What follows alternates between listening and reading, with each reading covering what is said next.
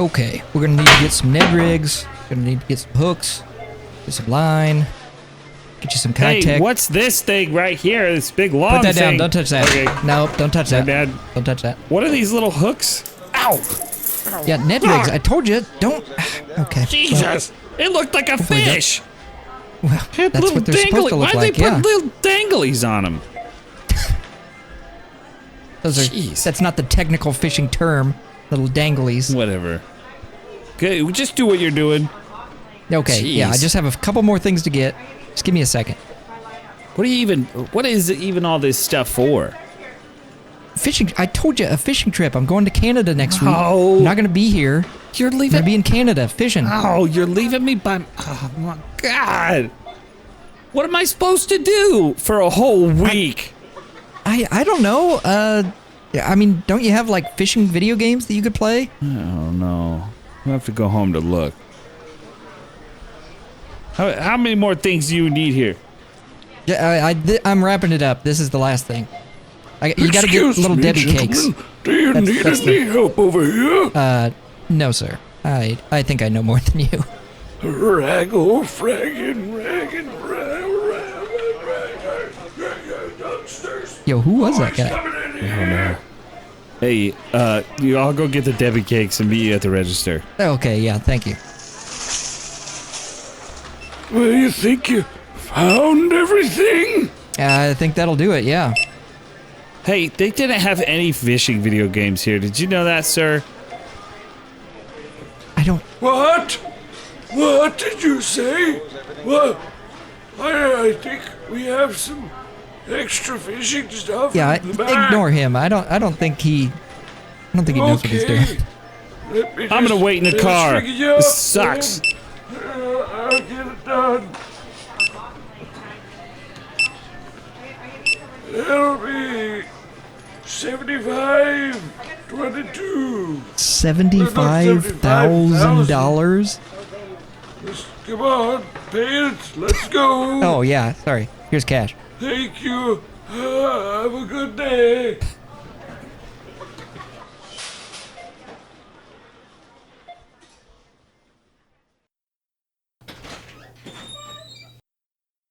You know, why do we have to go to that tackle shop anyway? I don't even 'Cause- like tackling. That's football. No, that's wrong. Oh. They're the only place that has the good stuff. Oh. I was looking through our stuff to see what fishing video games we have, and I don't know what we got. All I can think about is Stardew Valley. By the way, folks, we just got into the studio. This is Hoosier, Maine, and this fucking guy is leaving for a week. He's leaving. Hi, I'm Anthony. Going out? Where are you even going? I'm going to Canada, I said. If you listen to the bit at the beginning. Do you have to do it every year? Every year. Jeez. Well, tell me what it's like so I can dream in my house. Well, we're going up to Canada. We're gonna fish. Stay up there for a week. We're gonna rough it in a cabin. It's an old. We're on provincial land, crown land, and we're staying in a log cabin that used to be the kind of like the bank/mail house for a logging company. And we stay up there every year. We go fish, and it's literally the best fishing I've ever been to in the entire world. So we go up every year and we catch as much fish as we can, cook it, eat it, and head back. You always tell stories that I'm complaining a lot, but you always tell stories about the fishing trip every year, and it makes me jealous as a homebody, someone who doesn't go anywhere on purpose. But then I remember I don't like getting bit up by mosquitoes, but oh yeah, they're real bad up there. I think it's just crazy. There's like 10 of you that go usually. Yeah. Yep. Yeah. It started out kind of just as a so to tell the original story, my grandpa and my uncle used to work at a dealership in a town close to where we live, and this guy came in and he was talking about how he was, wanted to have maintenance. He was getting ready to go up to Canada, and my grandpa just started talking to him, just shooting the shit and was basically like, where are you going? What are you doing? He was like, I'm going up to Canada to fish. And this guy was like, yeah, it's really stinks. Like, it's this amazing place, but I don't have anybody to go, to go with. It's just him up there. And my grandpa was like, well, hell, we'll go. Invite us. Yeah, well, hell. Yeah. Yeah. So this guy, none of us knew him, just started inviting us up there. And we've been going for, it's been pretty close to almost 10 years now. Going up every year that everybody can make it. And we just go up and fish. What kind of fish do you guys catch up there? Dad is normally the better person to ask this question. We get bass, we get walleye, and there's a third one, but I can never remember what it is. I think it's muskie, but I don't ever catch that, so I couldn't tell you. I'm perfectly happy just catching the bass. So that's normally what I go after, and that's what I catch. They are literally massive. Like, they would easily break the state record in Indiana if we were to catch them in Indiana. And that's just how big they are up there, because it's this giant provincial lake where nobody is allowed to fish. So we just go up and catch our limit and cook them up and eat them. That's crazy. I thought you guys caught walleyes and pikes or something. Yeah. I don't see. That's where I get tripped up. The pike and the muskie, I think those are interchangeable terms. Oh, see, okay, folks. The only reason I know what a pike and a walleye is, well, first of all, walleye, that's hilarious, Stardew Valley. And the reason I know what a pike is because of The Witcher. When I read the book series, they talk about pikes, and Geralt just won't shut up about, but what about pikes? Have you caught any of them? Pretty good eating. And I'm just like, fuck, are they though? Are they good eating? They're delicious. They really are, yeah. So on those, because they're a longer fish, you can't fillet them. Like if you catch a big bass, you just fillet the big chunk of meat off the side of them. Ooh. And you basically just have this big steak. Ooh. And on a pike, you can't do that. So you cut, they have really small bones, and it's just a pain in the ass to clean them. So we just cut almost like a hand size off of the back of their tail, because there's less bones there. And then we clean that and eat that. But it's delicious. Yeah. See, he's a real mountain man, folks. You didn't even know that. Yeah. And the reason I know all about your fishing stuff is because of Stardew Valley. Yeah, it's as crazy as it sounds, it's a very accurate fishing simulator. Well, outside of the talking eels, I guess, but well, they yearn. They yearn. The fishing in Stardew Valley is an incredible experience, but it really called me back to Legend of the River King, which was a game made by Natsume, or Natsume, however you say that. It was like an RPG game, but I remember really loving that game and like thinking fishing was cool. And then I don't know why that fell off for me. And then when you and I started playing Stardew Valley again, you were like, yeah, I just saw fishing as like you do it at the beginning of the game, and then you throw your rod as far as you can. Yeah, and then you go back to fucking farming and whatever. And then when we did our farm, like you and I focused on the parts of the game that we thought were the funnest, and you were over there fishing, and then you were like, let me teach you the fishing in this game. I was like, fuck, dude, the fishing in this game is fucking awesome. This is a fun ass fucking time. So I got totally sucked in. It's incredible. It really is. Even just something, I know most games have this now, but if in a game where you have a dynamic weather system and having only certain fish available at those times, that's even that alone, like that sets you a tier above, just throwing your line out and getting whatever you get. That's really cool. Being able to swap out your tackle and the tools that you use to catch the fish, that's what we do up in Canada. That's literally what we do. So, yeah, I think it's incredibly realistic. And then, like you said, we did a kind of like a farm tour, and I think that's what really allowed us to have fun in that game, was kind of creating our own little section and being like, this is what I'm good at. You took mining and combat, and you really made that your own thing, and I took fishing and foraging and made that my thing. And I think we took a lot of pride in that, and we were really happy that we could keep up with farming until we no longer could keep up with farming. Until we actually farmed, and then we were like, fuck, Fuck. That would be my one request is either a mod or the next update to include a full on like you want to be a fishing person, you want to be a mining person, okay. This anything that has a tree, you want to be a foraging person, a skill tree. Sorry, there's skill trees. If you've never played Stardew Valley, when you level up, the more you do a task, you get experience in that particular skill. So fishing is a skill. And so the more you fish, the more you level up. And then you have a perk tree at level 5 and 10 where you pick, either or skill to pick up. And since farming is one, and then there's mining, fishing, foraging, and I don't remember if there's the last one. I don't know why I'm blanking. Help me. Farming, fishing, foraging, combat. Oh, yeah, combat. Yeah, my God. Yeah, combat would be amazing if we could farm monsters. Yeah, add monster farming to that game. We already have the slime farms, but like make it so we can produce from the monster without killing them. That would be sick. Like skeleton pins and a bat house. Like a bat house is like a real thing.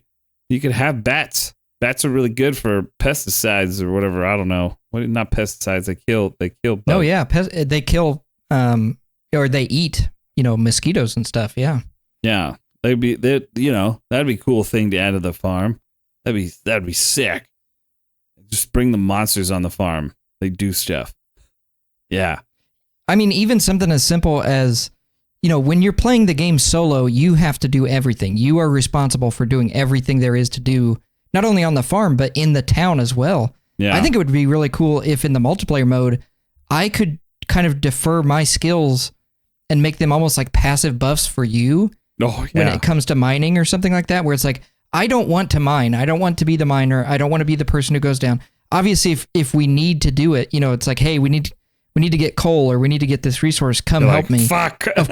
Of course I'll come help. But at the same time, my talent tree should be devoted to helping you, the miner. And, your talent tree could be used to help me, the fisherman. And maybe that's how you boost above farming is like, if it's only one person, of course, farming is going to win. But if there's two people who are devoted to the task, maybe that's how it could happen. I don't know, but that would be really cool. The multiplayer in Stardew Valley, I realized, wasn't planned for at all, really. Yeah. Like he was, Concerned Ape. I can't remember his real name right now. That's just awful. Steve. That is not his name. He obviously was just trying to make Stardew Valley the single player experience, and later added the multiplayer. But you and I just sit there and we're like, Eric Borone. I can't remember how to fucking say his name. Something B-R-B-A-R. I don't know. Eric, though, is his name. I say it like I know him in person. Anyway, I don't. But the multiplayer, I think we've had more fun with than playing solo, which is ridiculous for that kind of game. You would think that it would be better to play it solo than multiplayer, but we just had such a blast doing that. Like, goddamn. Absolutely. Yeah, I mean, like, do it again. So many of the stories that we have stem from that game. Obviously that was kind of in the phase where we were pretty heavily playing multiplayer games. We were trying to include your brother and our mutual friend Lemon, and they that just wasn't the game for them. They didn't enjoy that style of game. Even just the fact that we like did up their houses and did up their little quadrants as if they were still there. Yeah. And then had the little gravestone that was, you had the perfect joke that was like, here lies Brick, he plowed his last field. Oh, yeah. And then here lies Lemon, he plowed his last villager. Yeah. I thought that was hilarious. The eel's yearning, I think, was the big takeaway. Like this constant rift of my character trying to tear through time and space to get back to Robin. The universe where Robin and I were married we had a mod, and I'm just constantly trying to get back to that world. Yeah. I think that's hilarious. What a great thing that came from that. There were so many stories that came from that accidentally. just from playing with everybody, like Lemon saying, "Too many mod, no fun no mo." Oh Now my we gosh. say that all the time now when something's not fun. Be like, 2 minute mod, no fun no mo. Well, this was from 2 worlds ago, but when we originally played with your other brother, Jordan, Oh yeah. and he spent all of our strawberry money on those damn flamingos, Yeah. and then I took did all you of them buy? and hid them around the world, and it was like, go find, if you want your stupid flamingos, go find them. I thought that was another hilarious thing that we did.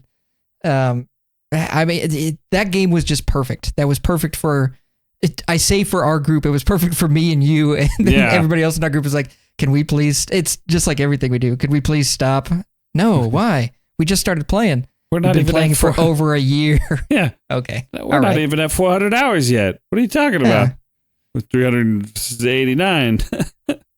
Yeah, that was a funny realization when we found that website where you could dump your save in to see how long or like how many. Well, we were using it for tracking our data in the game, so we could see how many more of something that we needed, and we didn't want to have to try to figure it out.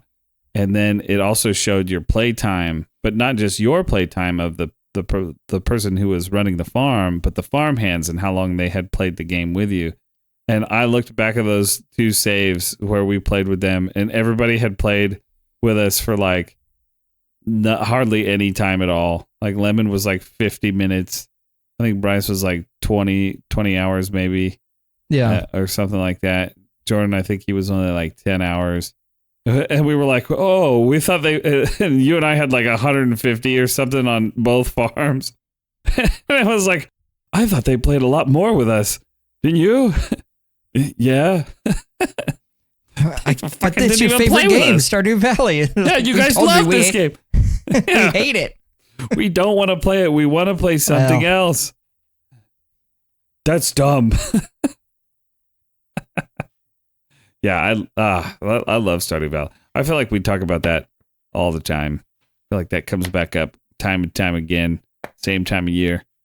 Time to start fucking talking about Stardew fucking Valley again. Oh shit! You know, just to change the subject though. After finishing Fallout, I started going through my backlog to see what else there was to play. I don't know if you know this. Actually, you did. You saw me. I think it's really funny that the next game that I went to was another Western game. Oh, yeah, true. I started playing this game called Hard West. It's a fucking turn-based strategy game set in the Wild West. I think it's funny that it starts out as a callback to Oregon Trail, also a Western game.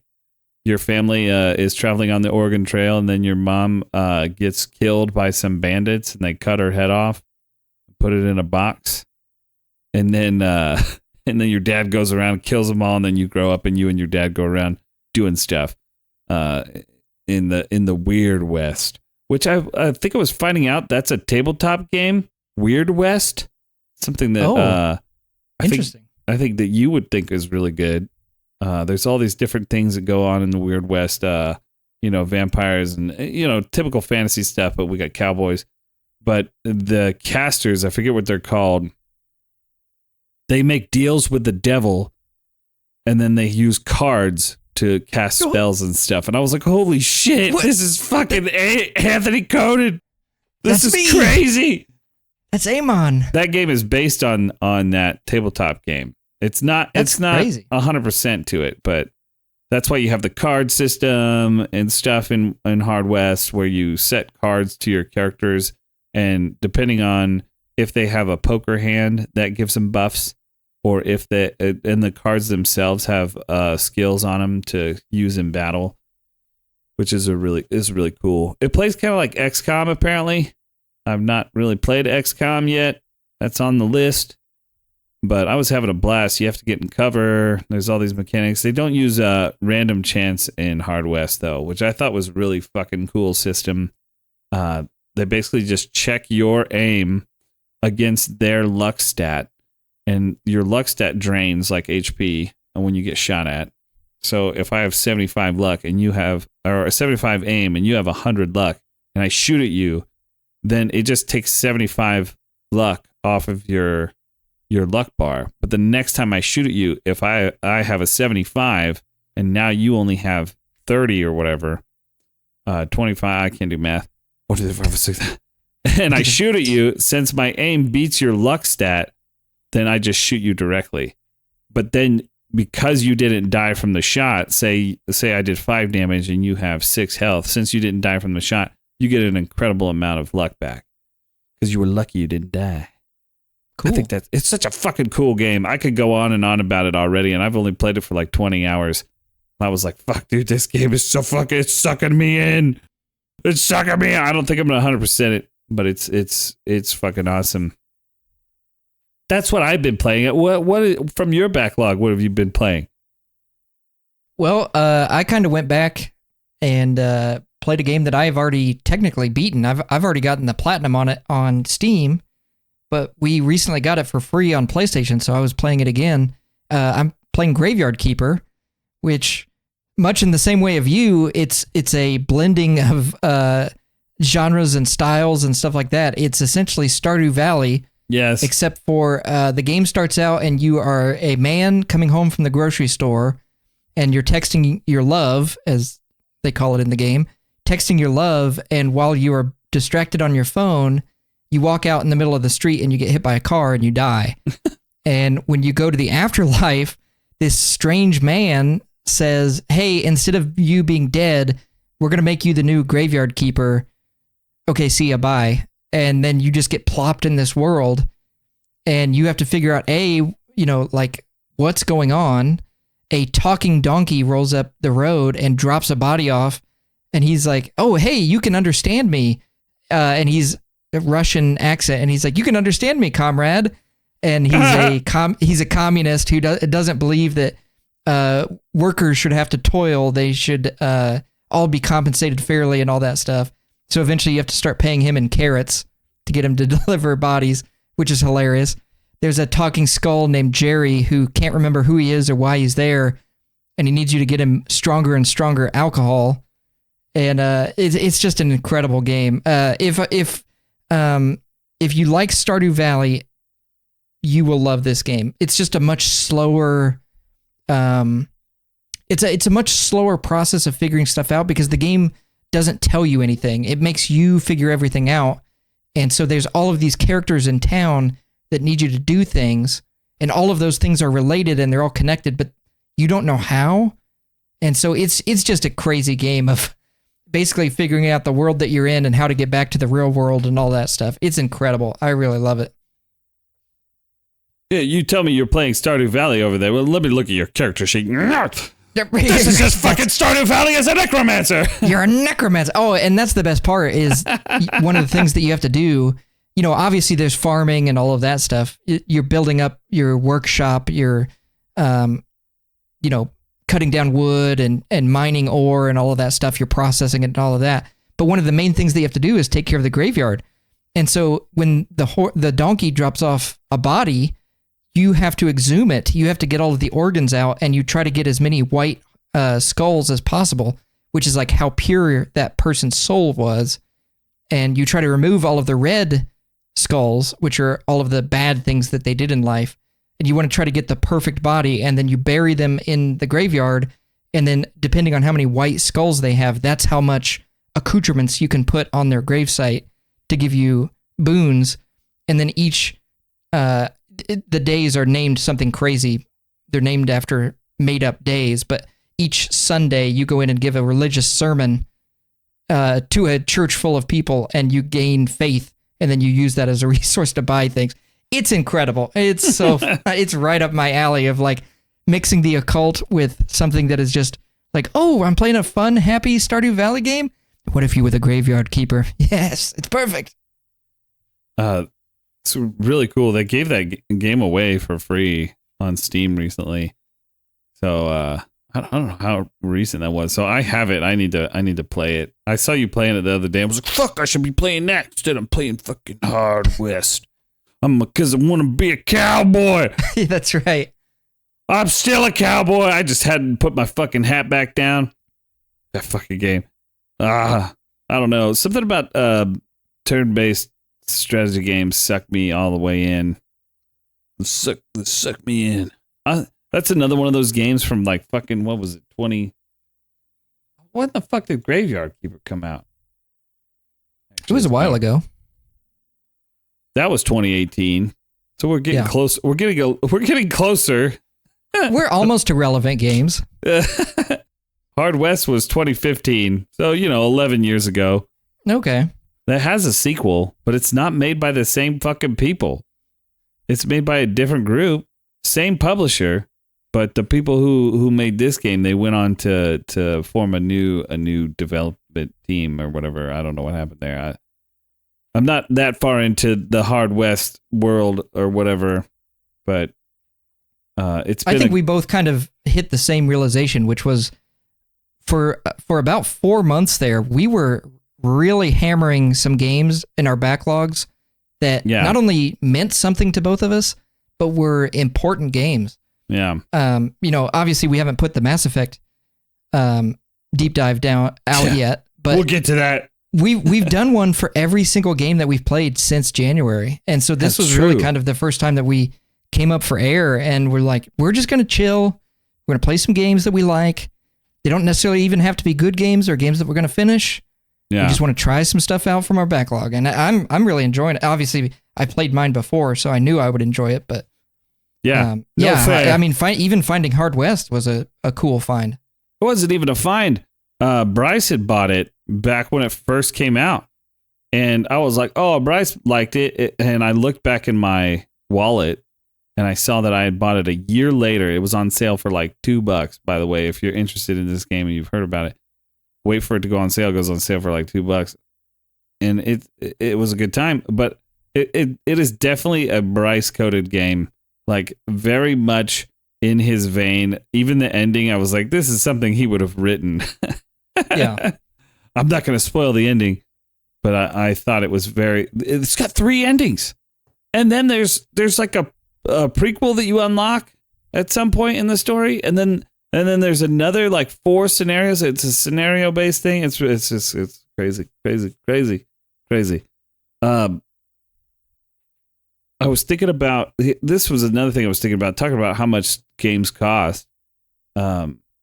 I was watching this video about Gauntlet, because that was another one that I pulled off of my backlog that I had bought on Steam. I bought it for like we used to do that yearly New Year's party where we would play a bunch of video games, and Gauntlet was one of them, that I bought and we had played. And I was like, I should go back and play Gauntlet, because I remember playing Gauntlet Legends on the N64. Did you ever play that? I didn't play the N64 version, no. Actually, the first time I ever played Gauntlet was at that get-together with you guys. Oh my God. And I think I bought the PC version of that game so that I could play during that session. Oh, yeah. That was my first time ever playing. Because we hooked your computer up to not to hook them up like they're fucking LANing like in the old days of some shit. We just had them on the same internet, which I guess is a LAN. But yeah. I can't believe that. Okay, so the first time I played Gauntlet was Gauntlet Legends on the N64, and it's supposedly like the best one among Gauntlet fans. I don't know. I've only ever played that one, and this one that I played, it was a PC release of Gauntlet. It's pretty good. I really like it. Each class plays completely different than the last. Like the wizard, you have to punch in button combinations to do different spells, which is really cool. And then, warriors just pretty brain dead, smash and bash. Those are the only 2 that I really played when I was playing it. But I started watching this video. Maybe I'll link that in there because it's a really cool video. This guy does these deep dives into old arcade games, because Gauntlet was an arcade game. And so obviously back in the day, you would go to arcades to play video games, which you and I didn't really do. By then the console wars had begun and we had consoles, but he calculates how much it would cost, roughly how much it would cost to beat a arcade game at the time. And like, depending on how much him and his friend, die and how many times they would have to insert a quarter, quote unquote. And he like comes to the conclusion it was like $60 for one person, or maybe it was 111. I can't remember now from the video. But I was like, holy shit, That's why fucking games are creeping back up in price, because they used to make a hell of a lot more at arcades. Yeah, absolutely.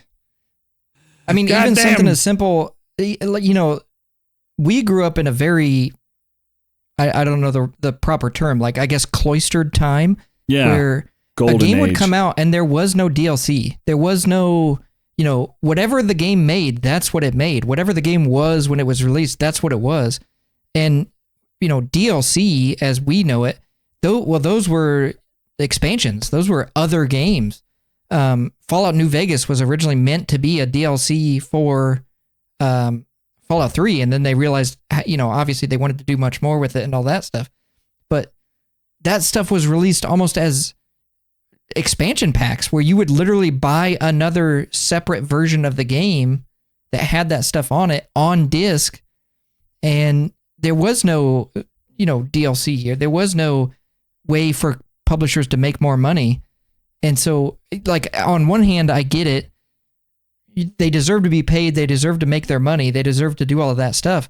But we've had this conversation, I feel like, multiple times off of our podcast. But stop making these giant bloated games that are $500 million. You know, people were talking about Grand Theft Auto 6 is getting ready to come out, and it cost multiple billions of dollars to make. Like, what are we doing? Why is a game getting that bloated and that big? And it's like, you know, I have no intention of playing it. I've never played 5. I bought Red Dead Redemption, and I know those games are really good. But, like, why are these games getting so bloated and so big, and then they turn around and they go, well, we didn't make our money back. It was a failure. It's like, what did you think was going to happen? I know the stuff that I'm referring to is from Ubisoft. Had that huge announcement that basically every single one of their games was quote unquote a failure for them, didn't bring back enough money, and so they're laying off essentially 10% of their entire staff. And it's like, I just think the gaming world has gotten so bloated and so big, and it's like everything has to be Fortnite, everything has to be Call of Duty, and if you're not constantly making money that way, then, well, you know, sorry, you should have had a battle pass, you lose. I hate that. I hate that way of thinking. You know, and that commenting on that entirety of DLCs and bloated AAA games, I don't know. I feel like I've grown to like indie gaming a lot. I think a lot of people did, especially in like the 2015, 2016 time frame. I mean, that's when Stardew Valley came out. I mean, that's what really sold me that indie games were going to be a force to be reckoned with. And I was just like, holy shit. Because now, I mean, Stardew Valley is like a multi-million-dollar game. Like, I mean, I don't know if it has multi-million dollars put into it, but that game is no longer, I wouldn't consider it an indie game as far as its success at this point.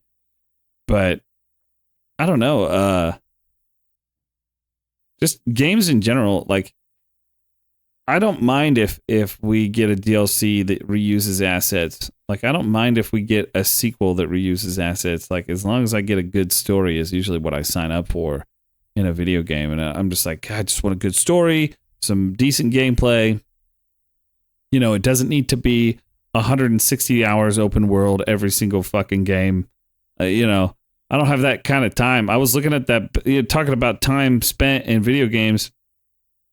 Looking at this backlog of video games, I mean, there's about 60 to more, I don't know, maybe 60, 70 games in my Steam library that I bought that I haven't played, or I didn't play enough for me to be satisfied that with its state.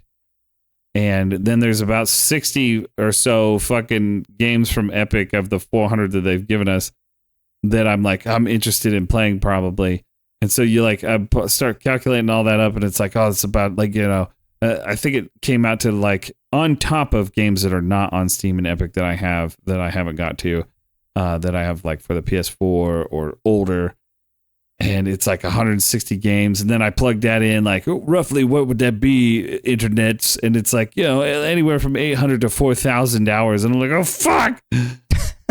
I don't have time for fucking every single thing, you know? Yeah. Like with how many games are around, like then you start thinking about quality versus quantity and quantity versus quality. Like, where do you draw the line on, do I play this or not? When I was talking to Lemon about backlogs, he was like, yeah, I've been working on my backlog too. I was like, oh yeah, what are you doing? He's like, yeah, I'm moving games into the do not play category. I was like, you could do that? Yeah. Wait a minute. I mean, he has been my white whale for the longest time because on PlayStation you can see, you can compare your trophy list to your friend's trophy list. Yeah. And his is always bigger than mine. And it's you're exactly right. He has this amazing ability that I do not have, which is he can sit down and play a game, and within 15 minutes of playing the game, he can be like, I like this or I don't like this. And if he doesn't like it, he just stops playing. And then he's done with it and he moves on. And I am the type of person where, you know, like, I think to a detriment, I will play a game that I hate or that, you know, there's a mechanic that I despise. But if I can get a trophy out of it, then there's that hit of dopamine where it's like, oh, you see that? You know, it's almost like me sticking it to the game where it's like, yeah, you thought I would quit, didn't you? I didn't quit. I got your stupid trophy. But like, it's exactly what you said. I'm doing that at the expense of playing a game that I would cherish and enjoy. And I don't think that's correct. You know, like logically, that's not correct. But if you're getting dopamine and you're getting fun out of it, you know, what's the difference? I don't know. I don't think either one is correct. But you're right. I think you and I are both in that category of like, what do you mean you could just put a game down and be done with it? Like, I'm not done with it. Yeah. I'm sitting there looking at the achievement list for Hard West, and I'm like, what am I doing? I don't have time for this fucking achievements in this game. I fucking was reloading maps because I would lose like fucking falling back into old habits from fucking Fire Emblem where I would just reset the map if I lost a unit. You fucking idiot! You gotta start over! You're not supposed to do that, by the way. Your first time through Fire Emblem, you're just supposed to fucking blast through it, and if you lose units, whatever, you're supposed to play through it again, and then you don't lose units. But that's not how I play games. I do it right the first time, or I don't do it at all. And so I'm sitting there looking at the Hard West, having that same like conundrum that you're describing, you know, where it's like, do I keep playing this fucking game? Like, I'm having fun, but there's other games on this list that I want to get to before the end of the year. Like, do I just keep going? Like, it's pretty, like, you know. Oh yeah, yeah. Well, you know, you could say that about any of the games on both of our backlists. How many of those games are games that we've never played and we've never experienced? Yeah. Versus, like, should I go back and get the platinum on Final Fantasy VII Rebirth? I still haven't done that. Oh, I do want to do that. Yeah. And it's like, those are things that we should do. We get on that soapbox all the time of like, this is my favorite game of all time. I should give it everything that I have and do everything there is to do.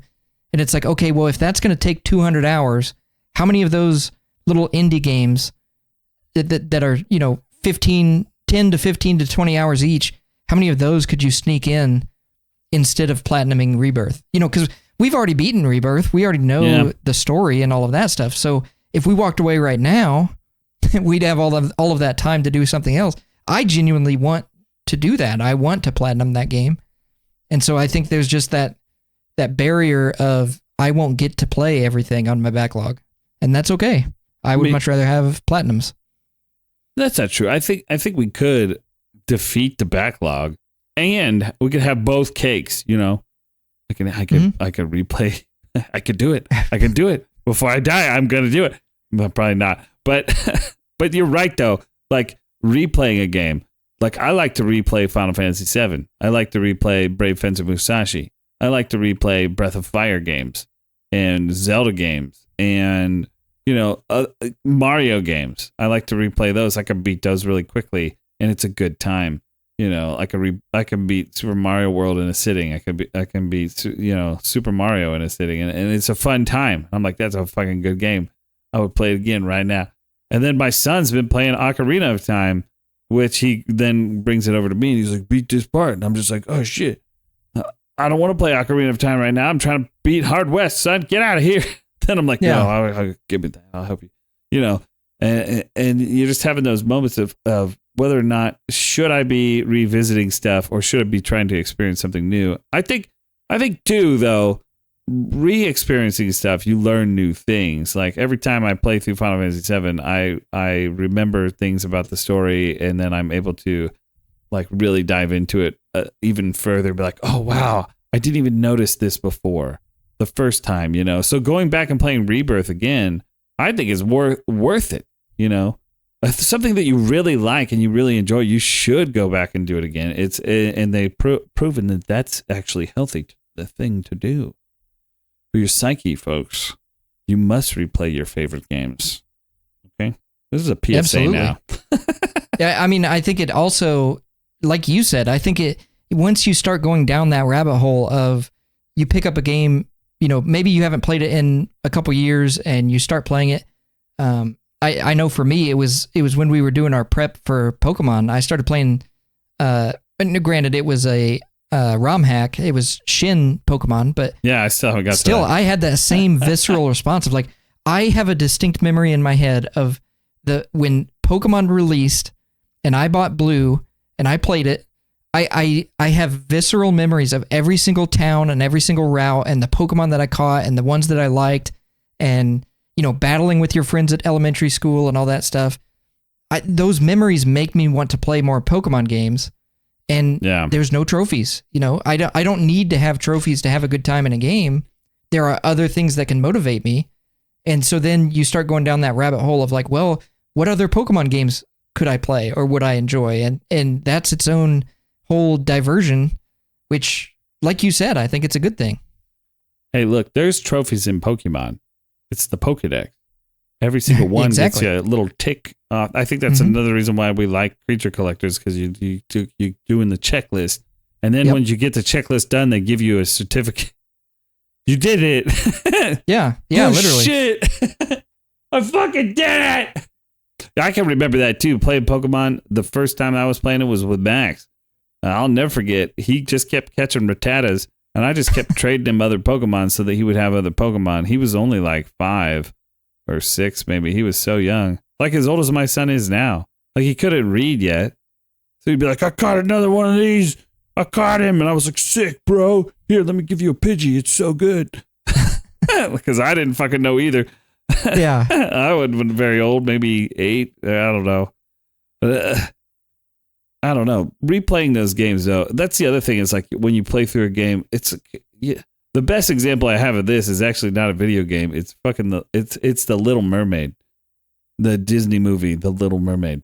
Yeah. When I was a kid, I sided with Ariel. Yeah, Poseidon, or Triton. Triton is his name. Triton, get the fuck out of her room, bro. That's her shit. Like now I'm like parent, Yeah. And I think that happens in video games. Like you're like, oh fuck, I side with this character because I'm so young. And then when you get older, you're like, oh fuck, that old guy was right in this game. Holy shit, they're fucking shit up. They should have done that. Like the whole time I played through Ocarina of Time, I'm like, dude, if Zelda and Link had not been fucking around, maybe Ganondorf hadn't got into the goddamn Sacred Realm.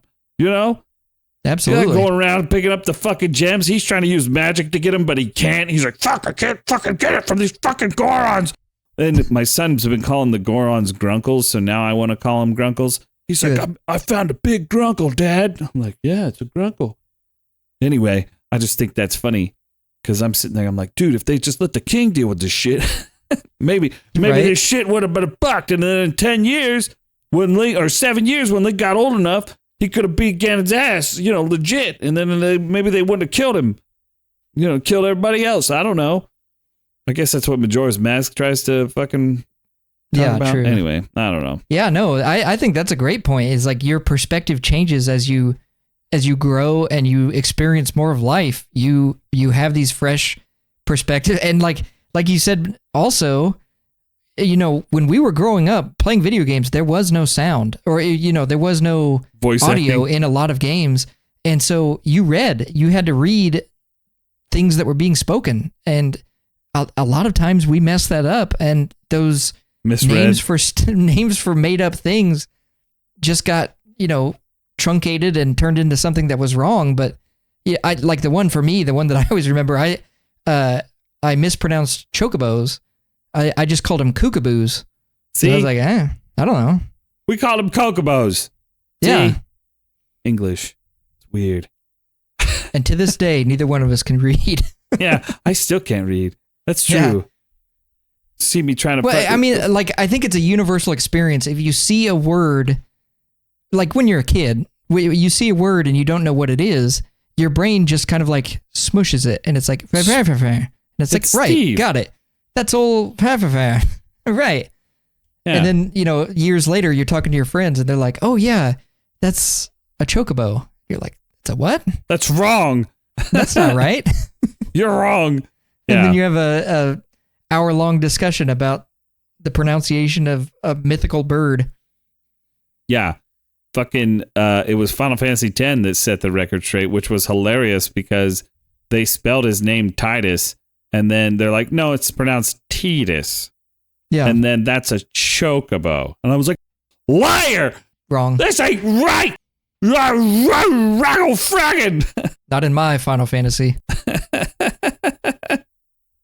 Yeah, you should see me trying to pronounce character names in 14 because sometimes they'll introduce the character before their name is spoken, and they have a lot of French-ish names in the beginning of the game.